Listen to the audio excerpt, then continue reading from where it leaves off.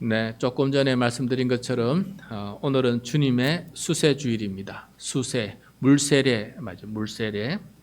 우리는 이제 물세례를 받지만은 예수님은 물세례를 받을 때 성령 세례도 함께 받으셨어요. 그래서 물세례, 성령 세례 다 받으신 분은 예수님이시고 우리도 세례 받을 때 이미 성령 세례를 받았을 것입니다. 그래서 우리의 마음속에도 하나님 아버지를 하나님이라 부를 수 있게 되고 믿게 되고 나와서 예배드리게 된 것 이 모두 다 우리 마음속에 성령님께서 역사하고 계시기 때문에 가능한 일입니다.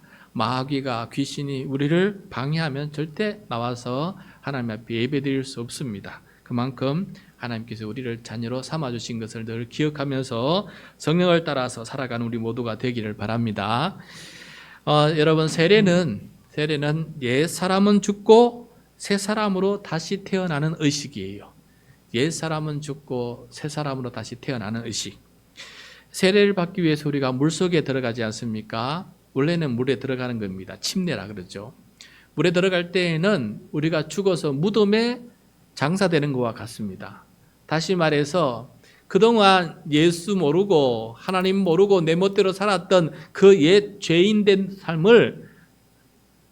삶이 죽었다라는 뜻입니다. 그런 옛 사람은 죽었다라는 의미에서 물속에 들어갑니다. 그리고 물속에서 나올 때에는 예수님께서 부활하듯이 우리도 새 사람으로 거듭나서 하나님의 자녀로 거듭나서 태어났다라는 의미가 바로 세례인 것입니다. 그러므로 세례는 우리의 신분 자체가 하나님 앞에서 놀랍게 변하는 그런 예식이다. 그래서 그것이 얼마나 감사한지 우리 다시 한번 생각해 보았으면 좋겠습니다. 더군다나 물속에 들어간다는 그 의미는 나 혼자 죽는 게 아니지 않습니까? 어떻게 해요? 예수님과 함께 죽는 거예요. 어떻게 죽어요? 우리 눈에는 안 보이지만은 영적으로 우리는 예수님께서 십자가에 달려 죽으실 때 우리도 함께 십자가에서 죽는다는 의미예요.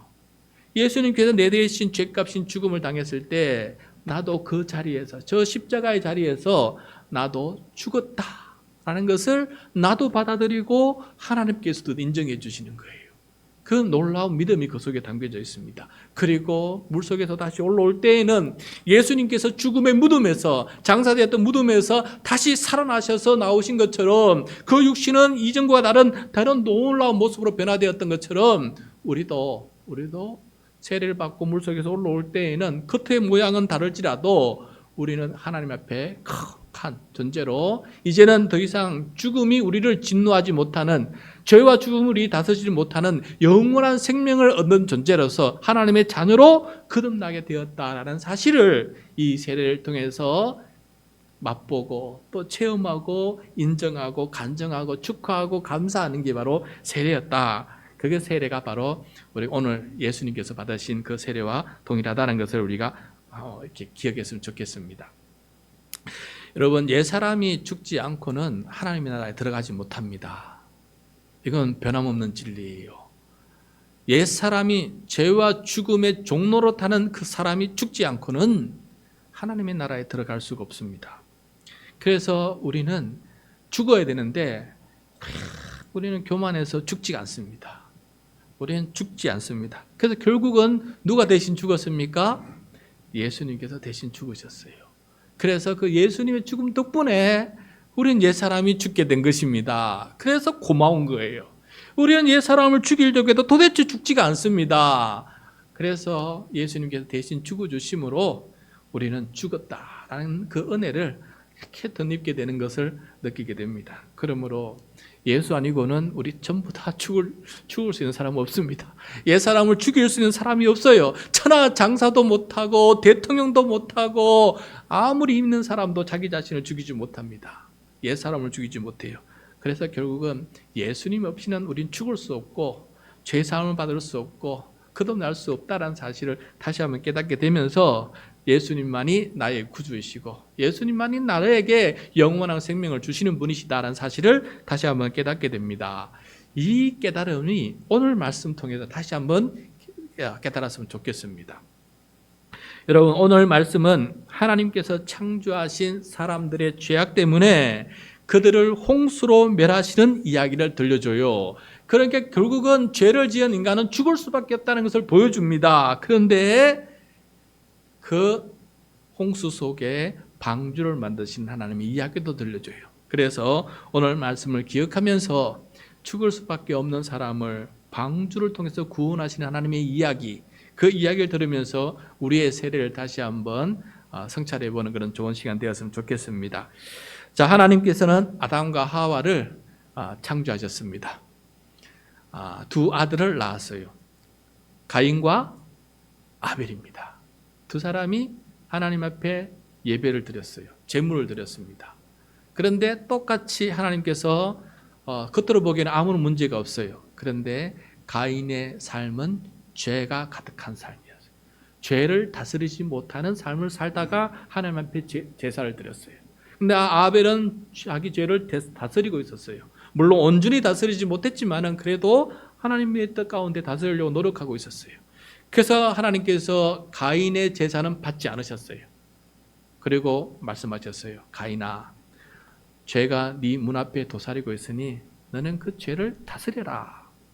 그런데 그 말을 듣고도 이 가인은 자기 죄를 다스리지 못하고 들판에 나가서 자기 동생을 몰래 데리고 가서 죽여버립니다. 최초의 살인이 일어나게 되는 거예요. 그래서 이 가인은 그 다음부터는 쫓겨나지요. 그래서 가인의 후손은 나가서 그 자녀들 후손들은 도시를 만들고 또 문화를 만드는데 도시 문화를 만드는데 그 도시 문화 속에 여전히 살인이 일어나고 있어요. 살인이. 그런데 그와 반대로 아벨의 동생이 새로 태어났는데 셋이에요. 셋의 후손은 도시 문화가 아니라 예배의 문화를 만들어가고 있었다라는 것이 다른 점이에요. 셋의 후손 중에서 성경에 보니까 노아가 올 때까지 유명한 두 사람이 있었는데 한 사람은 에노스고 다른 한 사람은 에녹이에요. 에노스는 하나님의 이름을 부르며 예배를 드리기 시작한 사람, 하나님을 찬양하면서 예배를 드리기 시작한 사람이고, 그 다음에 에녹은 하나님과 동행하는 사람이었어요. 평생 동안 하나님과 동행하는 사람으로 삶을 살았어요. 이러한 전통이 이어지는 것이 바로 셋의 후손이었습니다. 근데 시간이 많이 흘러서 사람들이 땅 위에 가득가득 번성해 나가는 그런 시간이 많이 흐른 뒤였습니다. 어느 정도 시간이 지나다 보니까 세상에 새로운 종류의 사람이 태어나게 되었어요. 새로운 종류의 사람이 태어나게 되었어요. 1절 말씀입니다. 1절 말씀 같이 읽겠습니다. 시작. 사람들이 땅 위에 늘어나기 시작하더니 그들에게서 딸들이 태어났다. 사람이 생육하고 번성하게 되어서 복을 받아서 번창하게 되었어요. 아들과 딸들이 많이 태어났지요.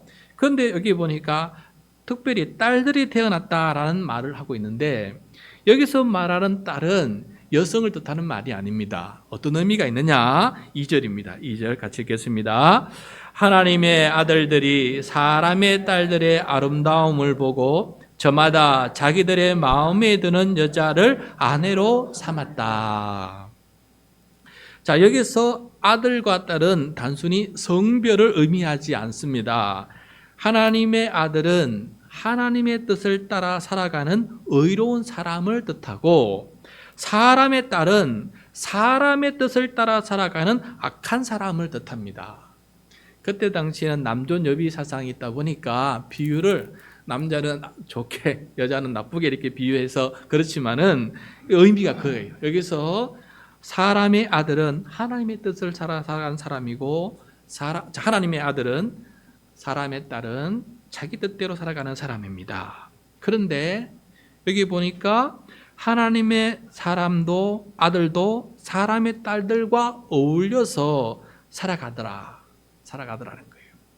그러니까 하나님의 뜻을 따라 살아가는 사람이 사람의 뜻을 따라가는 사람과 어울려 살다 보니까 하나님의 뜻을 살아가는 것을 저버리고 자기들도 사람의 욕심과 욕망을 따라서 살아가는 사람으로 변해가고 있다는 사실을 이 비유를 통해서 우리들에게 가르쳐주고 있는 것입니다.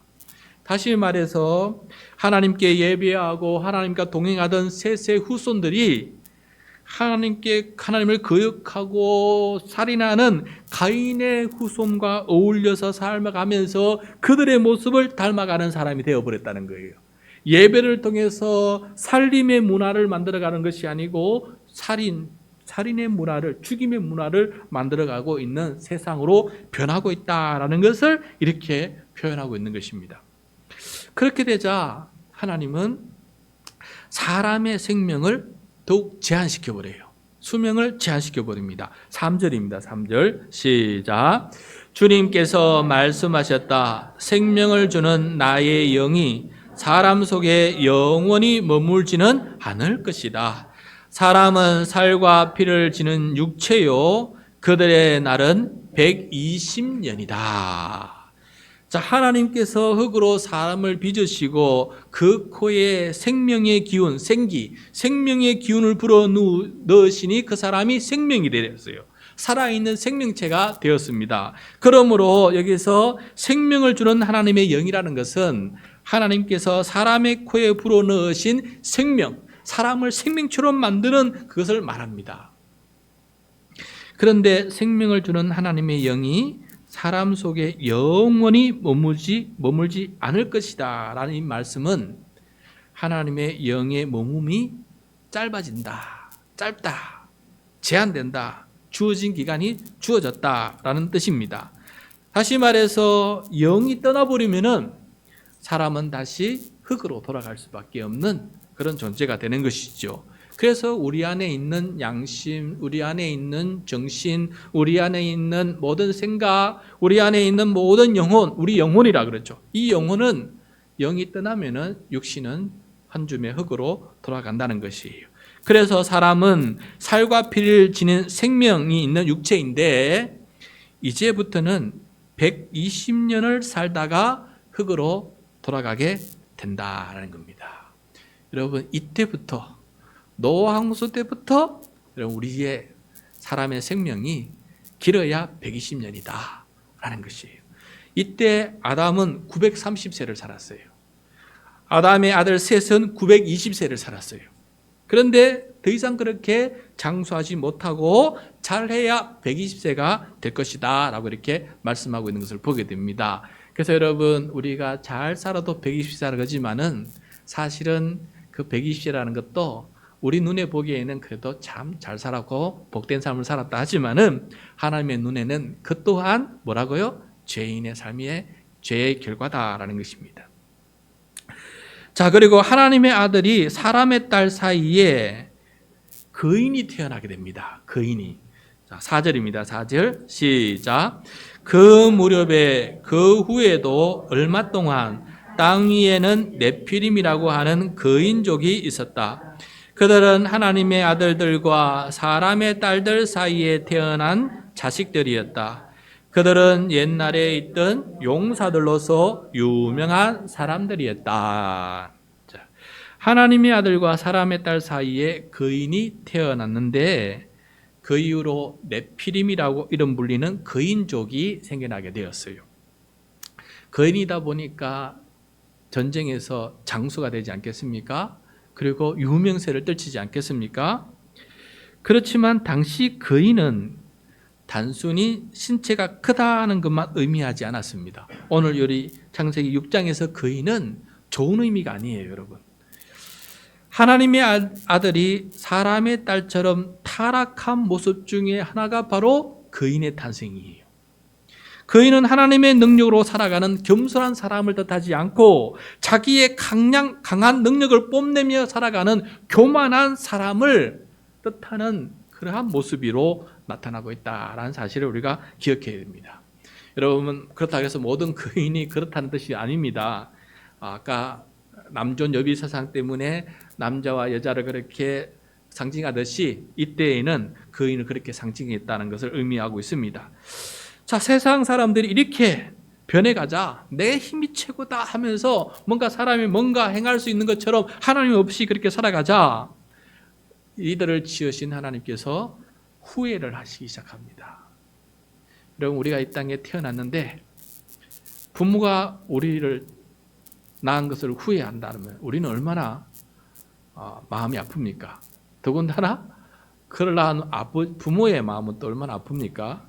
그걸 생각하면서 오늘 5절 6절 읽어보겠습니다. 5절 6절 시작.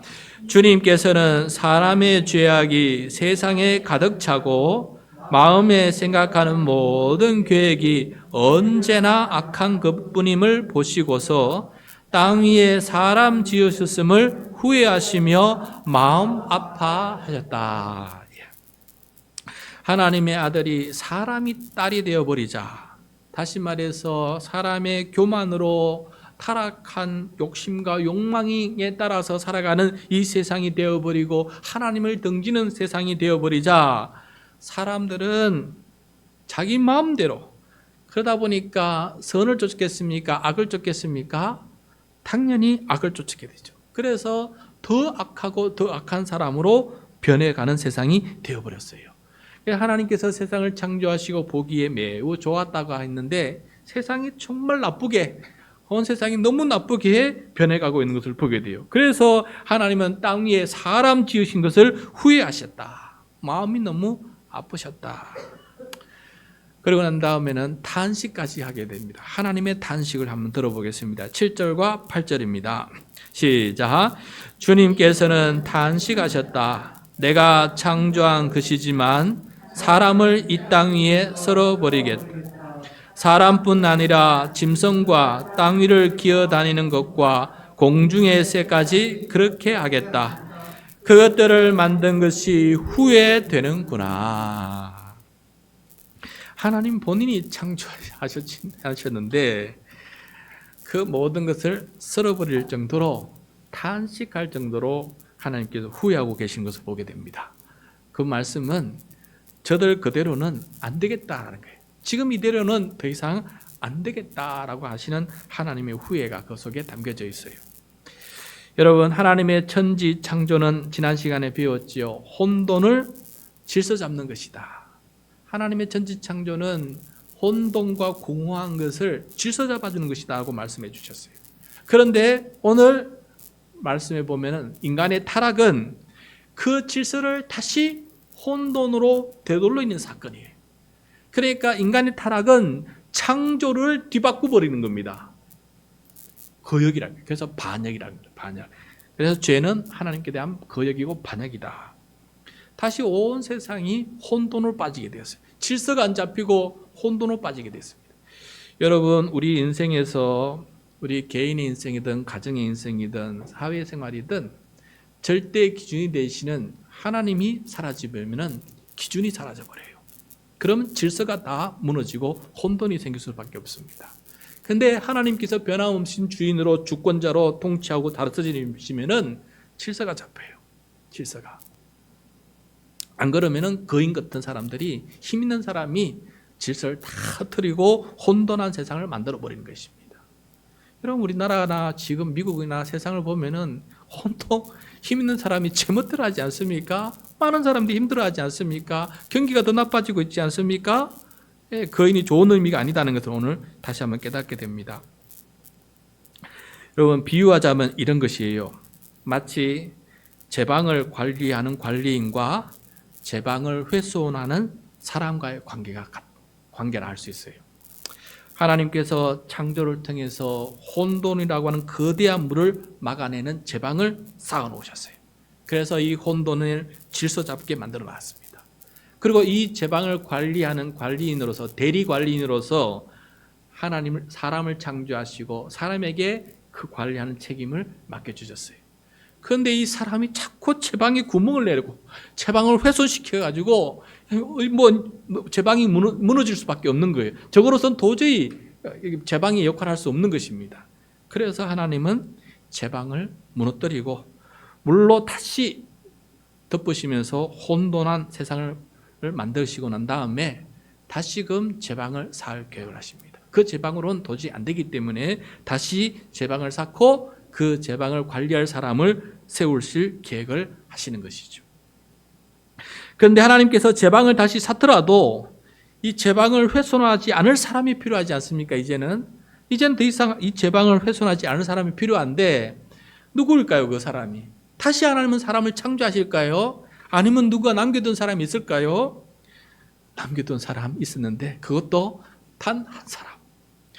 그 많은 사람들 중에 무법 다 썩어 빠졌고 다 무법천지가 되다 보니까 다 썩은 줄 알았는데 유일하게 한 사람이 남아 있었어요. 유일하게 한 사람. 8절과 9절입니다. 8절과 9절 시작. 그러나 노아만은 주님께 은혜를 입었다. 노아의 역사는 이러하다. 노아는 그 당대에 의롭고 흠이 없는 사람이었다. 노아는 하나님과 동행하는 사람이었다. 노아는 에노스의 후손이어서 하나님께 예배하는 사람이었습니다. 또 노아는 에녹의 후손이어서 하나님과 동행하는 사람이었습니다. 그러니까 에노스와 에녹의 그 훌륭한 믿음의 유산이 누구에게 남아 있었습니까?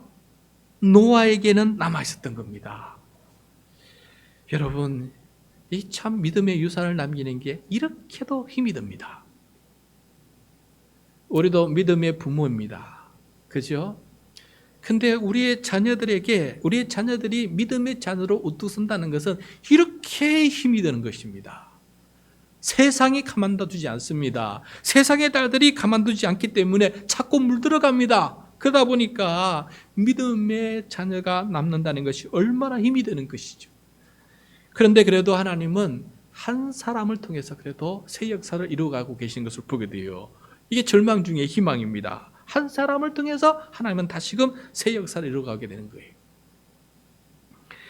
노아는 의롭고 흠이 없다라는 것은 죄를 전혀 짓지 않는다는 그런 뜻이 아닙니다.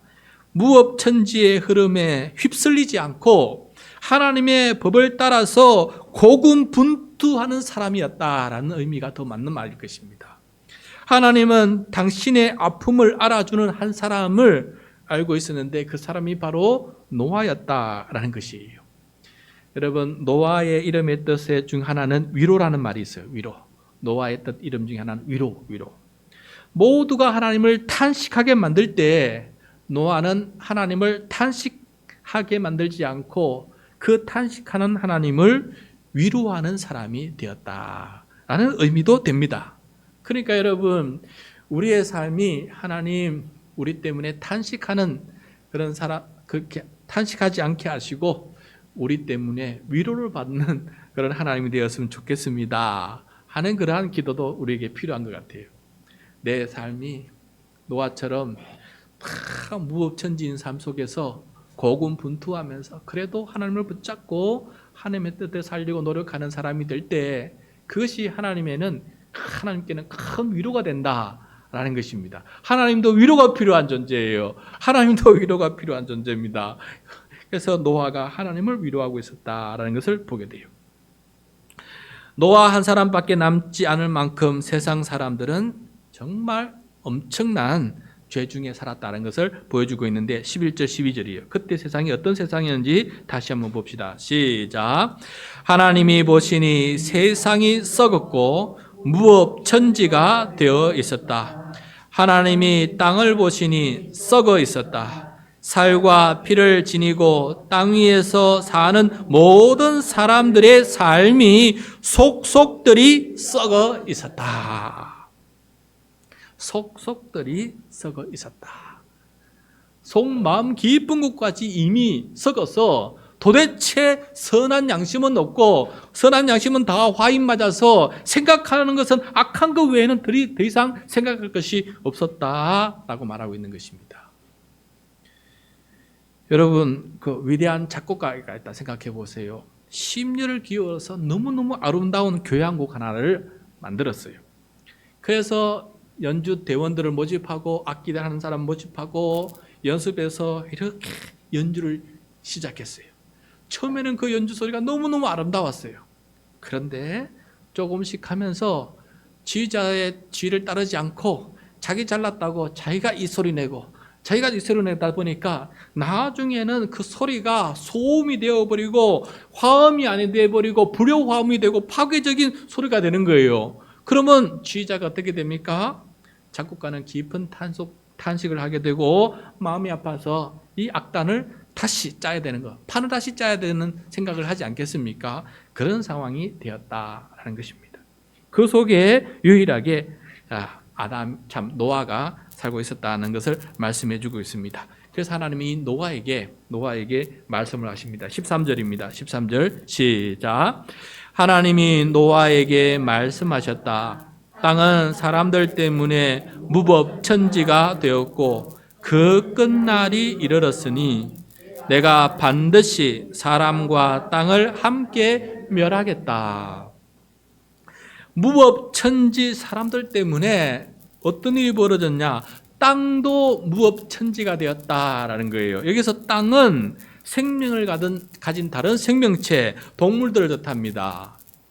사람들 때문에 동물들도 그 야만성이 독해져서 동물들도 포악하게 거지없는 그런 동물들도 다 변해버렸다라는 것을 의미하고 있습니다. 사람의 죄 때문에 다른 피조물들도 다 안 좋은 모습으로 변해가고 있다라는 것이에요. 우리 사람들의 삶은 그만큼 중요합니다. 우리 때문에 모든 피조물이 복을 받기도 하고 우리 때문에 모든 피조물이 화를 당하기도 한다라는 사실을 오늘 말씀 통해 다시 한번 깨닫게 됩니다. 자, 그런데 여기서 세상 끝날이 이르렀다라고 말씀하고 있어요. 세상 끝날이 이르렀다. 여러분, 우리가 태어나기도 전에 이미 세상은 끝날이 올 만큼 그런 상황이 있었다는 것을 우리에게 가르쳐주고 있어요. 하나님께서 이 사람과 땅을 멸하시겠다라는 것을 말씀해주고 있습니다. 어떻게 멸하시겠다는 거였습니까? 어떻게? 17절입니다. 17절 시작. 내가 이제 땅 위에 홍수를 일으켜서 하늘 아래에서 살아가는 숨쉬는 살과 피를 지닌 모든 것을 쓸어 없앨 터이니 땅에 있는 것들은 모두 죽을 것이다. 하나님께서 선택하신 방법은 홍수를 통해서 멸하시겠다라고 말씀하고 있습니다. 여러분, 이 홍수가 뭡니까? 물이 뭡니까? 하나님께서 창세기 1장에서 천지를 창조하실 때 온 땅을 덮고 있던 그 물 아닙니까? 그 물이 혼돈 아니었습니까? 혼돈? 그래서 이 홍수는 다시 이 세상이 너무 혼돈이라서 그 혼돈을 혼돈으로 썰어버리겠다라고 하는 하나님의 뜻이 그 속에 담겨져 있는 것을 보게 돼요. 그래서 아까 제가 말씀드린 것처럼 인간의 타락은 하나님께서 질서 잡아놓은 것을 다시금 혼돈으로 되돌리는 것이었다라는 것을 말씀하고 있고, 하나님은 다시 한번 이 혼돈을 통해서 다시금 질서를 다시 잡겠다라는 뜻을 보여주고 있는 것입니다. 그러면 다 죽인다는데 노아는 어떻게 할 것인가? 노아는 어떻게 할 것인가? 노아에 대해서 말씀하십니다. 14절입니다. 14절 시작. 너는 잣나무로 방주 한 척을 만들어라. 방주 안에 방을 여러 칸 만들고 역청을 안팎에 칠하여라. 자, 여기서 노아에게 방주를 만들라. 방주라는 것은 상자예요. 상자. 궤를 말합니다. 궤. 그런데 이게 이제 앞으로 배가 될 뜻인데, 이 상자 모양의 배의 길이는 그 다음 말씀 보면은 135m, 길이는 135m, 너비는 22.5m, 높이는 13.5m에 해당되는 그런 큰 배예요. 그래서 이거 얼마 전에 2000년대에 네덜란드의 한 건축가가 실물 크기로 노아의 방주를 한번 만들어 보았어요. 그래서 다음 화면을 보시면은 이 그분이 만든 네덜란드에 있는 실물 크기, 그 똑같은 크기의 노아 방주예요. 이 네덜란드 건축가가 제작한 것인데, 이 방주 내부에는 1,600여 종의 동물 모형이 설치되어 있고 1,000명이 동시에 예배할 수 있는 공간도 저 안에 있고 약 400명이 동시에 식사할 수 있는 식당도 저 안에 만들어져 있다라고 합니다. 그런데 이 네덜란드 건축가가 이 방주를 한국에다가 기증하겠대요. 한국에 지정하겠다는데 옮기는 데도 해도 100억 원까지는 안 들지만 엄청난 돈이 드는 거예요. 그래서 이걸 한국에서 만들면 오히려 훨씬 더 돈이 많이 들기 때문에 기증을 받기로 했는데 2017년인가 받기로 했는데 구체적으로 진행은 아직 안 되고 있습니다. 좀 과정 속에 있는 것 같아요. 나중에 저것이 오면은 한번 가서 방문해서 구경해 봤으면 좋겠어요. 왜 이런 큰 방주를 만들라고 하셨을까? 그러면은 18절 19절입니다. 18절 19절 같이 읽겠습니다. 그러나 너하고는 내가 직접 언약을 세우겠다. 너는 아들들과 아내와 며느리들을 모두 데리고 방주로 들어가거라. 살과 피를 지닌 모든 짐승도 수컷과 암컷으로 한 쌍씩 방주로 데리고 들어가서 너와 함께 살아남게 하여라. 하나님께서 혼돈으로 심판하신 다음에, 물로 심판하신 다음에 새로운 질서를 잡으시는데, 새롭게 창조하시는 것이 아니라 이미 창조해 놓은 것들 중에 대표되는 그런 대표들을 방주에 태우는 겁니다. 그리고 방주에서 나왔을 때 그들을 통해서 다시금 번성케 하고 생육하고 번성하게 하도록 하나님께서 계획을 세우시는 것을 보게 돼요. 그래서 여러분, 노아는 그때부터 방주를 만들어가기 시작합니다. 22절입니다. 22절 시작. 노아는 하나님이 명하신 대로 다 하였다. 꼭 그대로 하였다. 노아는 하나님께서 일러주신 설계도를 따라서 그 어마어마한 방주를 어떻게 만드는지 신비 속에 담겨져 있어요. 어쨌든 그 어마어마한 방주를 만들어가게 되었고 드디어 완성하게 되었다라는 이야기를 보여주고 있습니다. 다음 주에는 이 다음 이야기를 함께 우리가 살펴보게 될 터인데, 여러분, 이 노아가 이 방주를 만들고 있을 때 세상 사람들은 어떠했을까? 세상 사람들은 지금 어마어마한 심판이 다가오는데 그 소식을 알고 있을 텐데, 노아를 통해 들었을 텐데 사람들은 어떻게 살고 있었을까? 예수님께서 알려주십니다. 마태복음 24장 38절 39절 말씀인데 우리 화면을 보면서 우리 같이 한번 읽도록 하겠습니다. 시작. 홍수 이전 시대에 노아가 방주에 들어가는 날까지 사람들은 먹고 마시고 장가가고 시집가며 지냈다. 홍수가 나서 그들을 모두 휩쓸어 가기까지 그들은 아무것도 알지 못하였다. 인자가 올 때에도 그러할 것이다. 자, 예수님께서 노아 홍수 이야기를 들어서 백성들에게 설명을 하시는데, 예수님께서 천국 복음을 전하시는데 사람들이 듣지를 않는 거예요. 예수님이 천국 복음을 전하시는데 사람들이 듣지를 않는 거예요. 그러면서 비유를 말씀하시는데 어떤 비유를 가져오시느냐? 노아 시대 때, 노아 때 사람들의 비유를 가져와서 말씀하시는 거예요. 그때도 노아서는 하나님의 말씀을 가지고 방주를 만들고 있는데 그렇게 큰 심판이 다가온다고 했을 때도 사람은 듣지 않고 먹고 마시고 장가가고 시집가고 그렇게 해서 제멋대로 계속 살아가더라라는 거예요. 그리고 예수님은 또 말씀하세요. 지금도 그런데 인자가 다시 올 때에도 세상은 그 모양일 것이다 라고 말씀하고 있어요. 인자가 다시 온다는 것은 예수님께서 재림하실 때 아니겠습니까? 예수님께서 재림하셔서 새 예루살렘으로 땅에 이루어 가실 때, 새 하늘나라가 새 땅을 만드실 때도 노아 방주, 전국 전체가 노아 방주가 되는 것이죠. 그 온 세상을 노아 방주로 만들 때에도 세상 사람들은 노아 방주 시대 때처럼 그렇게 살아가고 있을 것이다 라고 말씀하고 있는 것을 보게 돼요. 자, 그러고 보니까 창세기 6장에 있는 썩어 빠진 무법천지의 사람들의 그 모습은 예수님 시대의 사람들의 모습이기도 하고 예수님 종말을 전까지, 다시 오시기 전까지 살아가는 이 세상의 모습이기도 하다라는 것이에요. 우리는 노아와 같이 하나님 앞에 의롭고 하나님과 동행하는 사람으로 살아가고 있다는 이 사실이 얼마나 큰 은혜인지 모르겠습니다. 노아도 하나님께 은혜를 입었다고 하지 않습니까? 아무리 소식을 전해도 그게 귀를 열지 않는데 놀랍게도 우리 귀는 열렸어요. 이게 얼마나 큰 복입니까? 저도 고등학교 1학년 때까지는 안 열렸어요. 아무리 옆에 친구들이 말해도 안 열렸어요. 그런데 부흥회에 참석하고 3일 동안 말씀을 들으면서 제 귀가 그때서야 열렸어요. 그런데 이 복음이 모든 사람에게 전파되는데 놀랍게도 아무리 전파돼도 그것이 귀가 안 열린 사람이 있는가 하면은 귀가 열리는 사람이 있다는 거예요. 그래서 이거는 기적이라는 것입니다. 지가 잘나서 열린 것이 아니고 이게 하나님의 은혜라는 거예요. 놀랍지요.